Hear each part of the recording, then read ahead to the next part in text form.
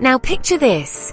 You are patiently waiting near your gate to board. You showed up early because you thought it would help you get on the plane quicker, so you can get a nearby overhead bin for your carry-on. You end up being one of the last to be called to board because the boarding rules changed. Once you get to your seat, your carry-on doesn't fit in the overhead bin. You notice all the other bins are filled too, and you already have your small personal item bag under your seat. You ask the flight attendant if she can help. She tells you it's all full and she will have to check it in. A nightmare, right? All you can think about is that you had your checked luggage lost on the last flight, and will it happen again? Hey everyone, it's Holly, your trusted guide to navigating the skies. Let's be real, flying in economy class can feel like two completely different experiences depending on where you're sitting. Pick the wrong seat and you're in for a long flight, cramped with zero legroom, battling endless turbulence, constantly interrupted, and possibly getting your carry-on checked in. But choose wisely, my friend, and you're looking at a much smoother, more enjoyable journey.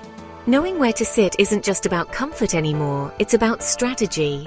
So, are you ready to unlock the secrets to flying comfortably?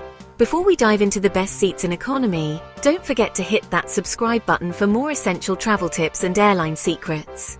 As well, have a look at our library of walking tours in amazing cities like Prague, Istanbul, and even Niagara Falls. The age-old debate: window or aisle? It's a question that has plagued travelers for decades. Window seats are the allure of gazing out at the clouds, enjoying a bit of privacy, sneaking in a nap by leaning against the window without being disturbed by your neighbors wanting to go to the bathroom. On the other hand, getting out to use the bathroom is a mission when your seatmates are pretending to be sleeping. You'll need a sweater since window seats are cooler, and you'll be last out during deplaning, especially if your seatmates are dawdlers. But then there's the aisle seat, offering freedom of movement, easy access to the bathroom, and the ability to stretch your legs without disturbing your neighbors. With airlines squeezing more seats onto planes, those coveted inches of legroom are becoming even more precious. You also get a quicker exit after landing, but expect to be constantly interrupted by your rowmates when they need to go to the bathroom.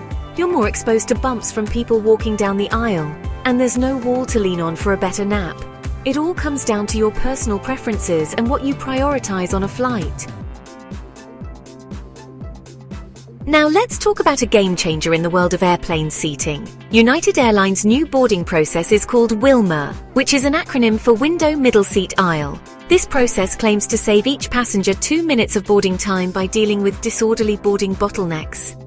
This innovative system boards passengers in economy based on their seat location, starting from the group at the back of the plane and moving forward, along with each column group being called separately, so the window seats are first to get on, then the middle seats, and then the aisle seats. With WILMA, if economy is group 4 to 6, aisle seat passengers in group 4, which is near the middle of the plane, will be the last to board the plane, which makes those the worst seats because they are the least likely to get an overhead bin spot and risk having their carry-on luggage moved into checked-in luggage. That's right, no more rushing to get on the plane first, just to secure a spot in the overhead bin. This new system is all about efficiency, and it has the potential to revolutionize the way we board planes if it gets implemented by other airlines. If you're someone who gets queasy at the mere thought of turbulence, then listen up. This next tip is for you. The secret to a smoother flight lies in choosing seats over the wings. The wings of an airplane are its center of lift and balance. When turbulence hits, the area over the wings experiences the least amount of movement. The seats in the back will be the worst for turbulence. So if you value a smooth ride, make a beeline for those seats over the wings. Are bulkhead seats the holy grail of economy class travel, or are they? These coveted seats, located in the first row of each section, offer unparalleled legroom, and there's no one reclining into you. But before you rush to snag these seemingly perfect seats, there are a few downsides to consider. First off, bulkhead seats often come with a hefty price tag. Secondly, the tray tables are usually located in the armrest, making them smaller and a bit more awkward to use. Thirdly, there is no underseat storage for your personal item. And finally, you're more likely to be seated near families with babies in the bulkhead rows because this is the only place where bassinets and strollers will fit. The bulkhead seat, a double-edged sword of comfort and compromise. For those of you who crave extra legroom but aren't willing to shell out the big bucks for bulkhead seats, the exit row is your best friend. These seats, located near the emergency exits, offer significantly more legroom than standard economy seats. But before you get too excited, there is something important you should know. Sitting in the exit row comes with a responsibility. In the unlikely event of an emergency, you'll be responsible for assisting with the evacuation process. If you meet this requirement, then congratulations! This extra legroom dream is within your reach. While everyone's busy battling for those coveted window and aisle seats, let's talk about a hidden gem of economy class travel, sitting near the front. First off, when you're seated near the front, you're among the first to disembark the plane. Secondly, you're more likely to get better service from the flight attendants. And finally, you're further away from the hustle and bustle of the back of the plane, where the bathrooms and galley are located. Trust me, those extra few rows can make a world of difference in terms of noise and overall peace and quiet. Alright, let's talk about the elephant in the room, or should I say the back of the plane, the dreaded last row. First of all, the seats in the last row often don't recline, or if they do, it's very limited. Secondly, you're in close proximity to the bathrooms and galley, which means dealing with unpleasant odors and a constant stream of people coming and going. Thirdly, it's a bumpier ride due to turbulence. And lastly, if your airline hasn't yet implemented Wilma, you'll board last and you might not get overhead bin space. But, on the bright side, because many frequent flyers know this, you are more likely to get an empty row to yourself, and you are statistically safer in a crash. For those of you who prioritize sleep above all else on a flight, finding your quiet zone is essential. As we discussed earlier, seats over the wings are your best bet for minimizing turbulence, which is key for a peaceful slumber. Additionally, try to choose a seat that's away from high traffic areas like the bathrooms and galley. And if you're really serious about sleep, invest in some noise-cancelling headphones or earplugs. Let's be honest, nobody wants the middle seat. It's the ultimate compromise in air travel, sandwiched between two strangers, battling for armrest space, especially if they are both oversized and hoard the armrests, even though technically it's yours, and constantly having to excuse yourself to use the restroom, as well as excusing the person in the window seat. Now, I know some airlines are trying to make the middle seat more appealing in 2025, with features like wider seats and individual armrests, but let's be real, it's still the middle seat. Alright, aisle seat enthusiasts, this one's for you! If you're flying on a large plane, especially one with a two-aisle configuration, there's a little hack that can significantly improve your flying experience. Instead of choosing an aisle seat in one of the outer sections, opt for a center aisle seat. When you're seated in the center aisle, you're less likely to be disturbed by passengers and crew members moving up and down the aisle. It's a small change that can make a big difference in terms of peace and quiet.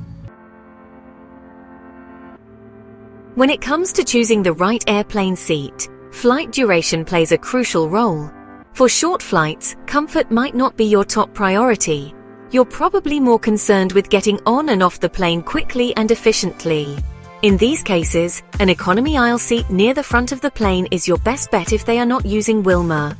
However, for long-haul flights, comfort is king. In these instances, consider investing in a premium economy or business class seat if your budget allows. Alright, fellow travelers, let me introduce you to your new best friend when it comes to choosing the perfect airplane seat, SeatGuru.com. This website and app are a game changer, providing you with detailed seat maps for almost every airline and aircraft type. Simply enter your flight information and SeatGuru will show you the best and worst seats on your plane, along with helpful information like seat width, legroom, and proximity to bathrooms and galleys. SeatGuru takes all the guesswork out of choosing a seat, ensuring you have all the information you need to make an informed decision. Now, wouldn't it be amazing to score a free upgrade to a more spacious and comfortable seat? While there are no guarantees, there are a few things you can do to increase your chances of getting bumped up to business or first class. First and foremost, be a loyal customer. Airlines often reward their frequent flyers with complimentary upgrades, so make sure you're signed up for your preferred airline's loyalty program. Secondly, dress to impress. And finally, be polite and friendly with the gate agents and airplane staff. Let me tell you a story about my worst seat turned golden.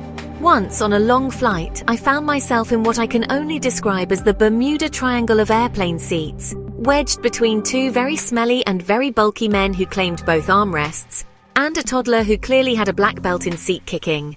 And the real cherry on the top? My in-flight TV screen didn't work. No movies, no map, not even the safety demo. Just a sad, flickering rectangle. Now I could have sulked in silence for the next 8 hours, but instead, I leaned into my inner flight detective. I glanced around and spotted it. An empty bulkhead seat. More legroom, no one in front to recline into my knees, and definitely a working screen. I caught the attention of a flight attendant, smiled, and made my case. "Excuse me, my screen does not seem to be working. Would it be possible to switch to that empty bulkhead seat over there?" She made a quick check of the manifest, and boom, I was upgraded. The flight went from disaster to deluxe in under 10 minutes. Morale of the story: always inspect your seat for defects. And if you see a better one open, ask nicely. You never know, your worst seat could be your best upgrade in disguise. So, there you have it, my friends, the ultimate guide to choosing the best airplane seat in 2025. Remember, with airlines making major changes to their layouts, being strategic about where you sit is more important than ever. Choosing the right seat can be the difference between a cramped and uncomfortable flight and a surprisingly enjoyable one. Which seats do you prefer, and why? Let us know in the comments below. If you found these tips helpful, don't forget to subscribe for more insider travel advice. As well, have a look at our library of walking tours in amazing cities like Prague, Istanbul, and even Niagara Falls. See you again soon. Safe travels and have a wonderful trip.